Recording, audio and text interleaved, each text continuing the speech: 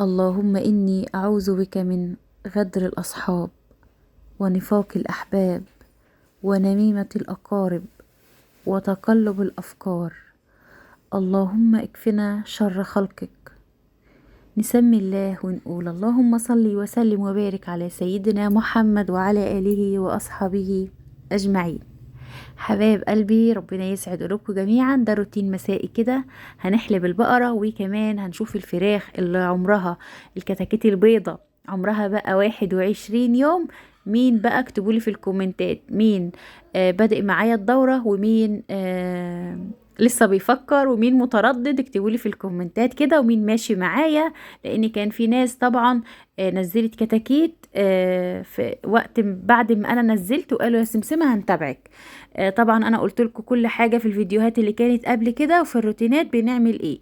ده بقى عمرهم 21 يوم. فانا الاول كده حلبت البقرة.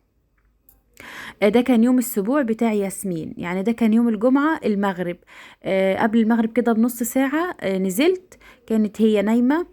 اللهم صل على النبي. نزلت بقى كده ايه، حلبت البقرة، وبعد كده عملت ايه، دخلت للفراخ. طبعا الفراخ بقى لازم نوسع لهم طبعا، ان كل 6 ايام كده بنوسع لهم شوية شوية. تمام، فهم بقى خلاص يعني كلها 10 ايام كده وتذبحي منهم بقى بألف هنا وشفا يا رب.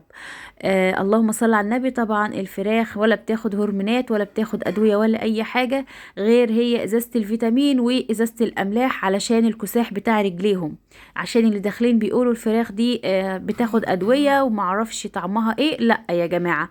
في حاجات لازم الفراخ تاخدها علشان الكساح، وعشان ما يناموش في الارض كده ويبركوا ورجلهم تتكسح يعني.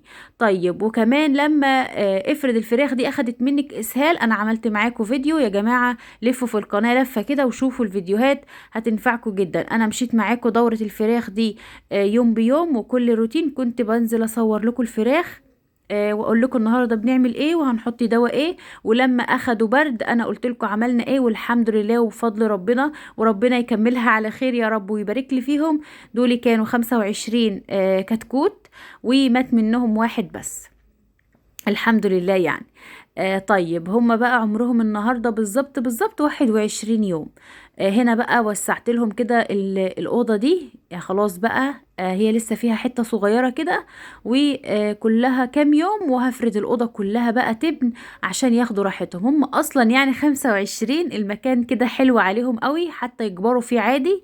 بس طبعا كل ما بتوسعي للفراخ كل ما تاخد راحتها أكتر، وما يتبرموش منك. يعني ايه؟ يعني يفضلوا تحسيهم كده صغيرين كده، لا لما بتوسعي لهم يجروا ويلعبوا براحتهم كده. جبت طبعا طوبتين كده وحطيت عليهم المية، السقاية بتاعت المية والعلافة بتاعت العلف. طبعا على قد ما الفراخ طايلة، يعني لو الفراخ بتاعتك صغيرة بتحطيهم على الأرض، ما ينفعش تحطيهم على طوب او على بلاطة او حاجة عشان مش هيطولوا. طيب لما يكبروا شوية هنعمل زي ما احنا بنعمل كده، هنحط طبعا على طوب. طبعا الطوب الابيض ده كان كبير فما نفعش، فانا حطيته على طوب احمر من اللي هو ايه اللي انتوا عارفينه ده. وكان عندي خشبة كده شكل البلاطة، حطيت عليها المية. كده كده مناسب وحلو ليهم يعني. طبعا العلف اللي بنستخدمه علف محبب حاليا. احنا سيبنا العلف السمسم الناعم اللي هو اللي انتوا عارفينه في لما بيكونوا كتاكيت دول، لان هم بقى كبروا. طيب حطينا لهم بعد قد ايه؟ انا بدأت لهم في العلف المحبب ده بعد 17 يوم. بدأت ان انا اديهم العلف المحبب.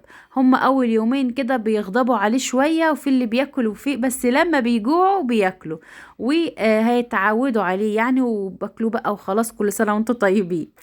هنا بقى خلصت انا فرشت التبن كله وقفلت الشبابيك، لان ما ينفعش نفتح عليهم بالليل، الجو هنا بيبرد بالليل، فلازم نقفل عليهم كويس. وخصوصا كمان ان احنا وسعنا ليهم المكان، فكده كده خلاص يعني اللي هيبردوا، فنقفل الشبابيك كويس. وطبعا زي ما انتم شايفين كده اللمبة شغالة في وسطهم. اللهم صل على النبي. اهو بصوا دي حجمها كده وهي 21 يوم. ربنا يبارك فيهم يا رب، وان شاء الله مكملين الدورة مع بعض. وطبعا انا بوريكم شكل العلف. دي علف نامي للتسمين. اهو بصوا بقى ما شاء الله. طبعا هي نفس العلف ده برضو، بس بيكون سمسم لما بيكونوا كتاكيت. وبرضو صورتلكوا العلف لما كانوا كتاكيت صغيرة. بعد كده بقى خلصت انا كده للفراخ، ورحت بقى على البط. انتوا عارفين ان انا جايبة 20 بطة بكيمي، اللي هو البط البيور، اللي هو البكيمي، اللي هو ابو زور ده اللي بيفضل يجعجع ده. وبصوا بقى، بيحب هو البلبطة في المية. فانا بقى بصحى الصبح كده، الشمس تطلع بطلعه بره واحط له المية والعلف في العشة الحلوة اللي احنا عملناها مع بعض دي، ويفضل طول النهار. وبالليل بدخله في الأوضة، بس ممنوع يكون قدامه مية ولا أي حاجة، لأنه عكاك هيبهدل الأوضة اللي هينام فيها. فالأكل بيكون بره، بالليل ينام بقى، يعني كتر خيره كده، كل وشبع طول النهار، ينام بقى بالليل. وبعد كده دخلت على الصالة دي كنستها، عشان بقى ايه، قلت بقى نظافة بقى بالمرة. هي نص ساعة اخدت عملت فيها كل الحاجات دي. وطبعا بقى جري في جري كده علشان ايه، الست ياسمين فوق.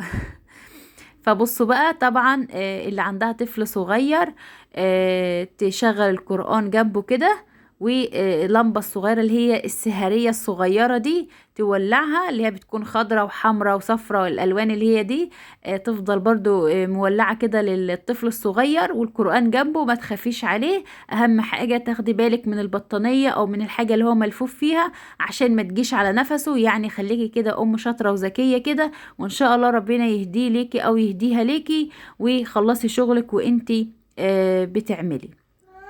طيب انا هنا بقى خلصت كنس جوه، وبعد كده البط ده كنت حاطه له ميه وعلف يتعشى، وبعد ما اتعشى دخلته بقى اوضته مع الفراخ البلدي. عشان اللي سألوني وقالوا يا سمسمة ليه جايبة فراخ بيضة، كنت هاتي فراخ بلدي، انا عندي ده وعندي ده الحمد لله. وبرضو انا بقول لكم ان الفراخ البيضة دي انا كنت شارية فراخ من والدتي، ومنضفاها معاكم وعاملاها معاكم كده تفريزات في الفريزر، كذا كذا نوع كده تفريزات. فما كنتش محتاجة ان انا اربي فراخ بيضة، بس انا ربيتها علشان المتابعين واخواتي وحبايبي اللي طلبوها مني وعايزين يبدأوا معايا دورة الفراخ. اتمنى بقى كده ترفعوا الفيديو وتحطوا لايك، وما تنسوش اللايك الحلو. وربنا يسعد قلوبكم جميعا، وشكرا جدا جدا لكل حبايبي واخواتي المتابعين اللي داخلين لسه جداد القناة. وطبعا بشكركم من كل قلبي، وربنا يسعد قلوبكم جميعا. بتفرحوني جدا جدا لما بتدخلوا تشوفوا السبوع بتاع ياسمين، وتقولوا احنا مش فاهمين ياسمين، مين ياسمين. فلما بندخل نشوف القناة عشان ندور على الفيديو اللي مين ياسمين دي بنتوه، والفيديوهات بتاعتك من من جمالها بننسى احنا داخلين اصلا ندور على ايه. ربنا يسعدكم جميعا يا رب. انا كنت هنا بوريكم دي الاملاح، ازازة الاملاح وازازة الفيتامين، وانا صورتها لكم برضو في اول الفيديو. طبعا دي كل يومين، كل يوم مرة املاح ومرة فيتامين. وقلنا بنحط غطا من الدواء ده على اللتر من المية. طيب بعد ما خلصت بقى كده طلعت غيرت هدومي، عشان ما ينفعش ان انا ادخل على ياسمين بلبسي بتاع الطيور والمواشي والكلام ده. وبعد لان انا كنت بكنس يعني. فانا بقى دخلت كده، اتوضيت وصليت عشان اصلي المغرب. وطبعا انا كنت قبل ما انزل بعد الجمعة، بعد ما اتغديت كده وبعد السبوع والهيصة واللمة دي، كنت غيرت الياسمين لبسها كله، وقلت بقى ايه اشغل عليه كده الغسالة. وطبعا يا حبايبي لازم اي حد عنده طفل صغير، اي حد بقى عنده طفل صغير ما ينفعش نغسل هدوم الطفل الصغير دي مع هدومنا. ليه؟ لانه انسان لسه بريء وطاهر، وهدومه بتكون نظيفة. يعني ممكن يكون فيها شوية لبن، شوية حاجة، فبتكون هدومه نظيفة. فلازم نعمل ايه، نحطه في الغسالة اول دور ويتغسل كويس، ونكب المية دي خالص ونحط مية تانية. وليه بقى؟ لان العيل لما بيكبر شوية بتكون هدومه كمان من اللبن ومن كده بتكون زفرة، فانت لو غسلتي وراها كمان هدومكو فهتبقى زفرة. انا بس حبيت كده اقول لكم النصيحة دي. ممكن يكون في عروسة جديدة مخلفة ربنا كرمها بيبي صغير ولسه مش عارفة او محدش قال لها، اغسلي هدوم ابنك بعيد عن هدومكم خالص انت وجوزك، واغسليها لوحدها، وبعد كده كبي المية واشطفي الغسالة واغسلي هدومكم. اللهم صل على النبي، ما ينفعش نغسلها مع بعض. اتمنى يكون الفيديو خفيف على قلوبكم، اتمنى انا كمان اكون خفيفة على قلوبكم. بحبكم في الله. وطبعا هنولي الغسيل بقى كده واحنا قاعدين في السهرة، ولادك يذاكروا حواليكي. تشوفي بنتك او ابنك ترضعيه. يعني شوية الهدوم بتوعك دول كل يوم تعمليهم كده، تصحي الصبح تلاقي رايقة. يعني يا دوب تجهيز الولاد للمدرسة، تشوفي ابنك الصغير، تنزلي لطيورك، لو عندك مواشي تشوفي الفطار، تشوفي الغدا، في حاجات كتير قوي.